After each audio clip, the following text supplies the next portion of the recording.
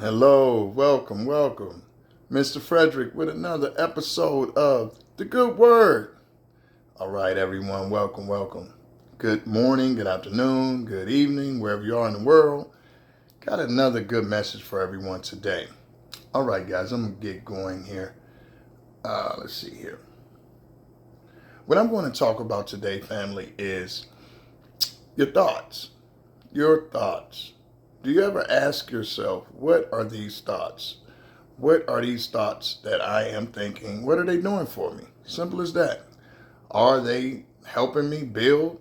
Are they productive? Are these thoughts negative? Are they positive? What are my thoughts? Because everything you think is where you go. What are my thoughts? How much time am I giving to thinking about things that really don't matter? And do they matter? Am I unconscious and I'm not really addressing them? Okay, family. So when we get into our thoughts, it gets a little deep because a lot of times you might not express everything you're thinking, but you need to decipher whether or not what you're thinking is something that you need to bring to light, something you need to address. You could have a situation where someone says something to you that kind of bothers you, and you're like, should I kind of get them back with that? Like, should I respond to that or should I not? This happens a lot of time, family, when you're around narcissistic people or just people with, let's just say, individuals that have kind of an insecurity to them and they try to throw a little dart at you. Whether it's unconscious or conscious, the effect is the same on you. When they do these little subliminals, and in the rap game they call them subliminals, subliminal shots. It's like, you say a rap song, battle rap, and you say a little something, and it's like the opposing rapper has to think, should I say something back? Was he talking about me? Was he, what was that about? And it's the same thing when you're dealing with narcissistic people. They might throw little jabs. Again, they're so narcissistic, they don't even know what they're doing. Like, they are so insecure, they got to try to, that manifests in some kind of way to say something to try to chop you down or whatever. And just because you make them uncomfortable. And I could say, family, sometimes it's just not worth it to respond. Sometimes you kind of see if it persists. But sometimes you have to address it immediately and gate them because they prey on like individuals who might be delayed with that and just really just not on that frequency. They don't even think, like, they're not thinking to try to barb somebody. They're comfortable with themselves. So a person who's not comfortable with themselves, they are thinking. They naturally just do that because you are making them uncomfortable. They feel small around you. They feel, for whatever reason, they feel like they're less valuable. So they got to try to even the score some kind of way. And that's a very touchy thing. What I would advise for people to do is assess. First of all, you never let your comfortability be compromised. If someone's making you uncomfortable, that address whether it's serious enough for you to address, but never deny it to yourself. Never overlook it and be like, oh, well, no, I'll just take that. No, don't do that, because what happens is the buildup can happen and you can explode, or what can happen is the person can get a wrong impression of you and think that you're a pushover, you're a doormat. Either way, always with your internal dialogue, say to yourself, yeah, I don't like that. And that's the first step. You recognize you might let them get away with it one time if they are, whatever, they have issue. But next time you see it come around, you address it. You come back with something, you just to let them know, hey, I'm not the one. Don't even go there with me. And a lot of times these people have very fragile egos, so they'll just back down and, you hurt their feelings. And it is what it is, but you got to do what you got to do, because you cannot put anyone above you in that sense. And especially a narcissistic person, they take that and they that snowballs, and then next thing you know, they'll be dog walking you some kind of way. It's just small people. I can't stand being around people like that, because I don't like being put in that position where I have to almost look out for you, because I know I'm a wordsmith. I'm a wordsmith. I can literally like dissect an individual, same way a rapper can. I can do the same thing, just the way words come to me, and it'll be very accurate, and you'll know exactly what I'm talking about, and it might even be something that really touches your heart. But again, you don't want to do it. It's like, please don't make me do it. But sometimes you have to give them a little bit of taste of their own medicine, just to let them know, back up. I'm not the one. Go somewhere else with that. Go get healed. But any account, that's one way that your thoughts can be formed, is by being around individuals that make you, put you on that point where you got to watch out what they're saying, and you got to, should I respond and all that. Your thoughts also could be formed in the sense of just things that your unconscious has not dealt with. As Carl Jung says, a great psychologist, what you resist will persist.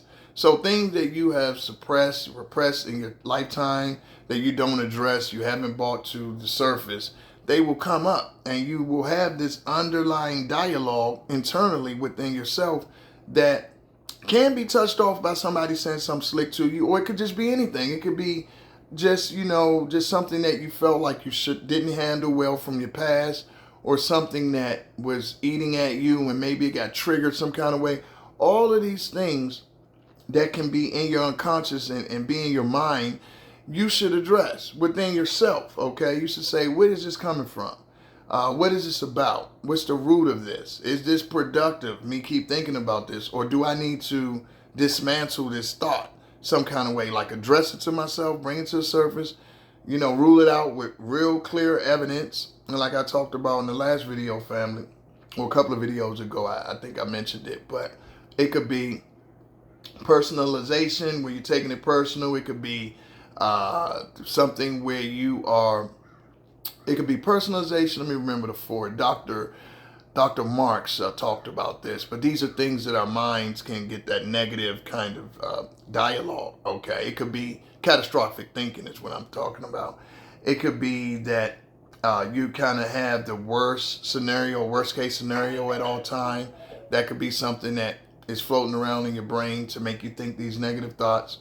I can't remember the other two right off the top of my head, but check out my old video and I could recall them. But you got to rule out whether or not these things are real or are they not. And that's how you do it. You got to really just dissect, okay, do these have any real evidence for me to think like this?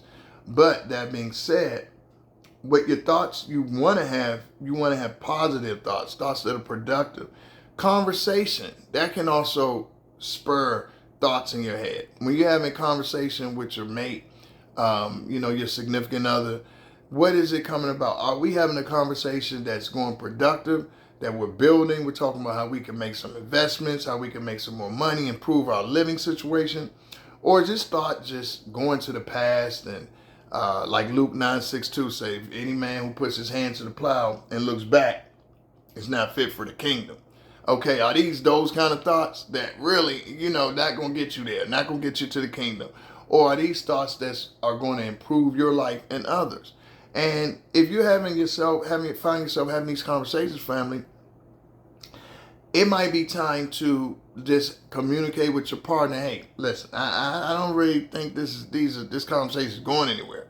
Or we can't really reach a solution here. There's no resolution. It always goes into the dumps, and we get to arguing or whatever, trudging up something old. But assess those thoughts. What are you thinking about? Because after you have that conversation and that dialogue, it can lead to a thought. So afterwards, you got to take that time yourself. Are we talking good things or are we talking bad things? And it's just that simple. You want to think things that are good. You want to keep good. And of course, that's not always going to happen. So it takes work. It takes work, family, for your brain, especially if you've had history with negative individuals you've been around in your past, or negative experiences like most of us have. You want to take a tally of what kind of thoughts you're having day to day. Now, of course, you're not going to assess every single thought. What I would advise is, if you find something repetitively, like ruminating, if it's a thought that keeps coming into your head, so that's your mind trying to tell you, hey, I need to deal with this some kind of way. A thought like that, good or bad, you want to think about it. Now, good, it's really nothing wrong with thinking good thoughts, because that's going to lead to your endorphins, going to lead to your dopamine in your brain, so that's positive. It's when you have these bad thoughts that are negative, not going anywhere, not productive, not increasing your wealth, not increasing your health, not increasing your spirituality, okay? If you have those kind of thoughts, yeah, deal with them. Deal with them because they'll deal with you. Those thoughts will become they will become behaviors. Those behaviors will become actions. Those actions, of course, going to result in something. Those emotions, rather, they're going to become emotions first. Then it's going to be in your behaviors and your actions. Well, actions rather than behaviors. And now you have a habit. And so you want to kind of get it between the thought and the emotion. Because sometimes the emotion that's coming from that thought is unnecessary. When you realize, oh, this is somebody else's issue. This is somebody else's issue, or this is something I want to dead that. I don't even want that to be part of my dialogue. Because again, that's with certain individuals that you might be around that carry that negative energy, that confusion, that whatever they have within themselves, that's what they are trying to transfer, whether it's consciously or subconsciously.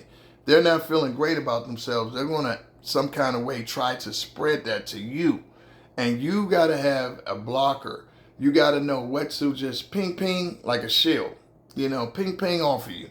Or you got to know what to actually address. Because some people, again, they're not aware, and you got to let them know. No, not the one. Take that somewhere else. Take it where it belongs. Not me, not today. Because it'll be a time when in those individuals, and you know all of this, and you're very aware, self-aware, and you might pop off at them. And it's like you should have just hit them in the beginning when they first started the little barbs. So that's why you have to really be aware of who you're around. You have to be aware of what are the habits and how they affect you, where they're bringing, and address this with sensitivity. I do believe, I'm not saying that everyone, you just punish them because of their ignorance. However, you never put someone else's before yours, because you got to live with you. So after you interact and engage with this person, you still got to go home with you. So you never make it to where you take all that in and you don't have an outlet for it, or worse, you take it out on someone else. That's why thoughts are very important. And to build positive thoughts, I would encourage, you to watch your consumption, what you're taking in, what you're watching, what TV programs are you watching on the internet, what content are you watching? A lot of negativity. Video games, are you playing video games where you blasting everybody or something like that? Are you around, again, negative people? Are you going to places where the energy's just bad? Are you around family members you really don't like, they don't like you, forcing yourself to be in those situations for some sort of, superficial or tradition that really doesn't exist with your own personal dialogue, but something someone passed down to you? You got to go around this relative. You got to, no. I don't believe in any of that, family. If it's not building you, it's illing you. And, the first letter to add on to that, I don't want to put that on the internet. But yeah, that's how I think about things. Either someone is improving you, a situation, something you're doing is either improving you or it's not. And it's just that simple. It's not really complicated, family. You have to take that approach.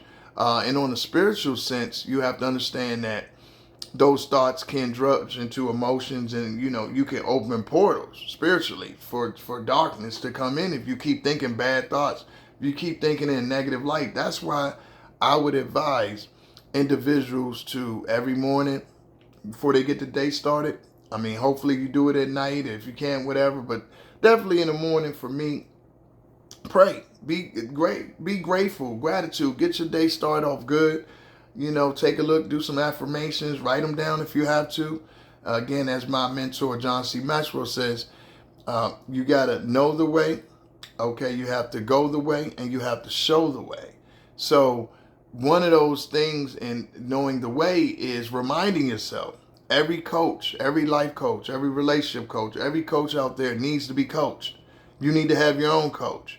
You need to have someone that you go to. You need to have several resources that you can rely on that help build you, because you can't depend on people building you. You have to have the mechanisms and the wherewithal and the know-how to build yourself, okay?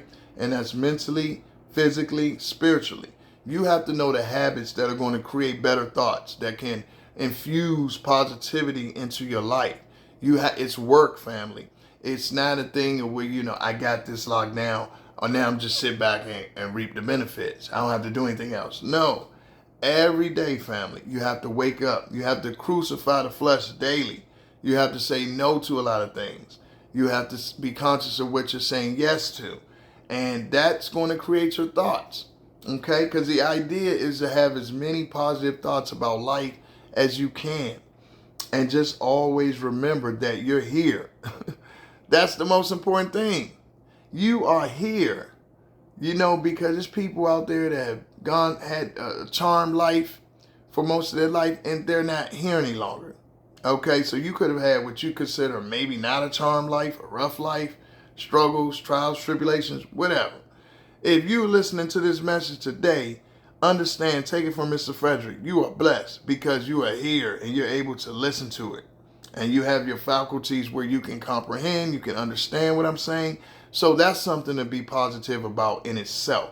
And I always tell everybody that if you can talk about it, it ain't that bad.